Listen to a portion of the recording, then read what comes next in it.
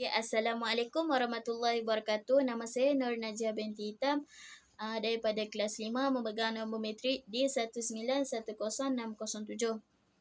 Hari ini saya diberi tugasan untuk menyediakan dua artikel yang berkaitan dengan jenis-jenis gaya keibubapaan daripada Mark Corby dan Martin 1983.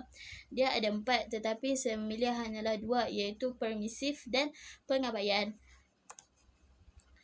Saya ada dapat satu artikel yang berkaitan dengan isu gaya keibubapaan iaitu permisif.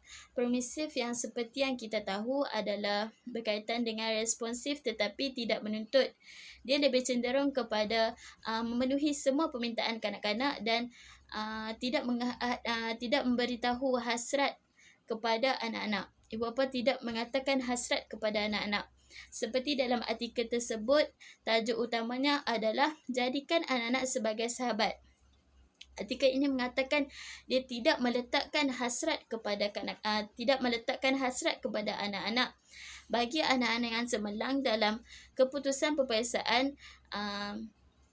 dia akan meneruskan untuk masuk universiti. Bagi anak-anak yang tidak merangsangkan, anak-anak tersebut akan kecewa.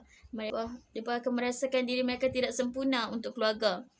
Jadi, dalam artikel berkata, Khaidir berkata dalam artikel, ibu bapa perlu sentiasa mempunyai sifat percaya akan diri sendiri dan diri anak masing-masing dan tidak terikut akan acuan orang lain kerana setiap individu mempunyai kelebihan masing-masing. Artikel yang saya dapat tersebut daripada Harian Metro Khamis 19 Mac 2020. Daripada artikel tersebut, daripada ulasan saya sendiri, artikel permisif kerana berkata ibu bapa tidak meletakkan hasrat kepada anak-anak, malah dia memberi kemesraan kepada kanak-kanak. Contoh, anak-anak itu berasa tidak berguna lagi apabila mendapat keputusan yang tidak cemerlang, tetapi ibu bapa lah yang perlu memberi sokongan kepada anak-anak tersebut untuk lebih berjaya. Bagi artikel saya yang kedua, saya menjumpa Keratan Akhbar, gaya keibubapaan daripada pengabaian. Seperti yang kita tahu, pengabaian ni bermaksud tidak responsif dan tidak juga menuntut. Seperti yang kita tahu juga adalah dia tidak mengambil peduli, dia abaikan anak-anak dia. Seperti dalam artikel tersebut yang mengatakan anak terabai ibu bapa sibuk mengerjakan kemewahan. Anak ini dia terjun daripada tingkat 2 di balkoni rumahnya sendiri kerana dia terjun akibat kelaparan. Ibu bapanya menguncinya di dalam rumah dan ibu bapanya pergi kerja seperti biasa. Dia mengabaikan tanggungjawabnya seperti tidak meninggalkan makanan di dalam rumah.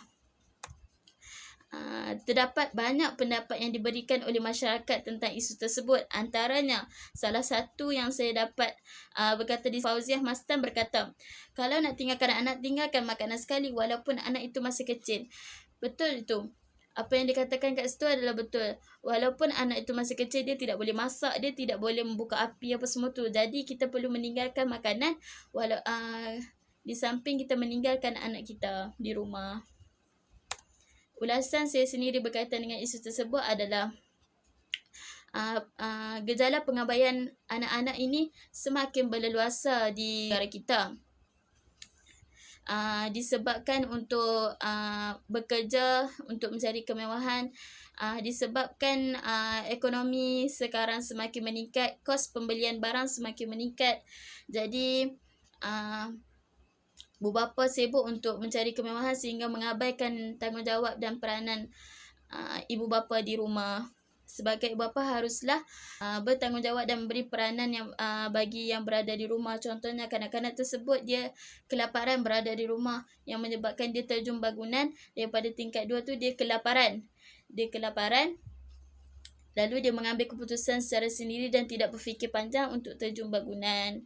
Jadi yang saya boleh katakan kat sini, ibu bapanya gagal untuk melakukan tanggungjawab dan peranan sebagai ibu bapa yang kerana harta yang perlu dicari. Sekali sekian, terima kasih.